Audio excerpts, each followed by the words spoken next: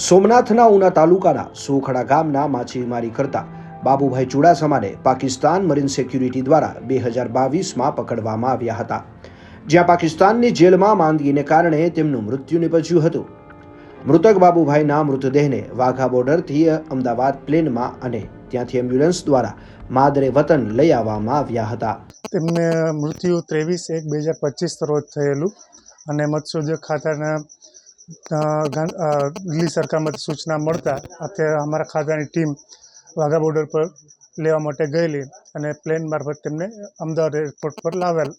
ત્યારબાદ રસ્તાના માર્ગે એમ્બ્યુલન્સ મારફત એમને અહીંયા એમના માદરે વતન લાવવામાં આવેલ છે.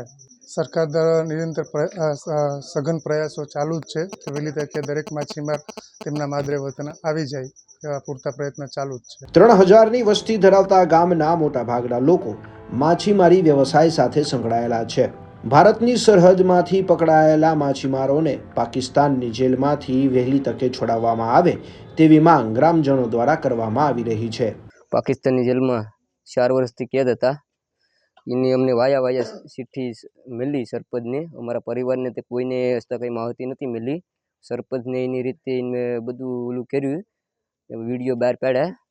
એ પ્રમાણે અમને પરિવારને વિડીયો બહાર પાડ્યા. એ પ્રમાણે અમને બધું ઓલું થયું, અમને બધી માહિતી મળી. પછી અત્યારે અમને માહિતી મળી એ પ્રમાણે મારે માણસ મારી ઘરે પૂગે છે. ક્યારે આજનું રીતે અમને વાયા ચિઠ્ઠી અમને 2-3 દિવસની અંદર મળી. અમારે એ રીતે સરપંચને વાયા મળી એટલે સરપંચ એ રીતની માંગણી સરકારે માગી. ત્યાં સુધી અમને કોઈ સરકાર વેતે કોઈ અમને કોઈ પંચાયત કોઈ કંઈ કીધું નહોતું. સરપંચને એ રીતે વાયા મળી એટલે સરપંચ અમારા ગામના આવે એ રીતે બધું ઓલું કર્યું, એમ માગણી માગી સરકારે.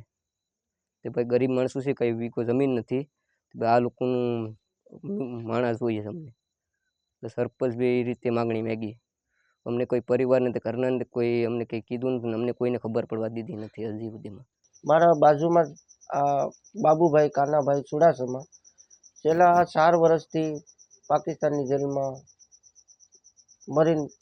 પાકિસ્તાન મરીને પકડી લીધા હતા માછીમારી કરતા.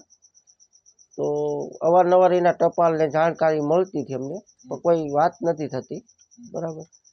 હવે અમારા 2-3 વ્યક્તિ હજી પાકિસ્તાન મરીનમાં પકડાયેલા છે. બરાબર. તો એના દ્વારા જાણ મળી હતી અમને કે બાપભાઈનું આવું ડેથ થઈ ગઈ 23 તારીખે. બરાબર. તો ભારત સરકારને અમારી વિનંતી એવી છે કે અમે આમાં બીજું કાંઈ અભણ વ્યક્તિ છે, માછીમારીથી જ અમારો ધંધો છે. બરાબર. એનાથી અમારું ગુજરાન હાલે છે. તો અમારી વિનંતી એવી છે કે ભારત સરકારને કે માછીમારીને છોડે એવી અમારી વિનંતી છે.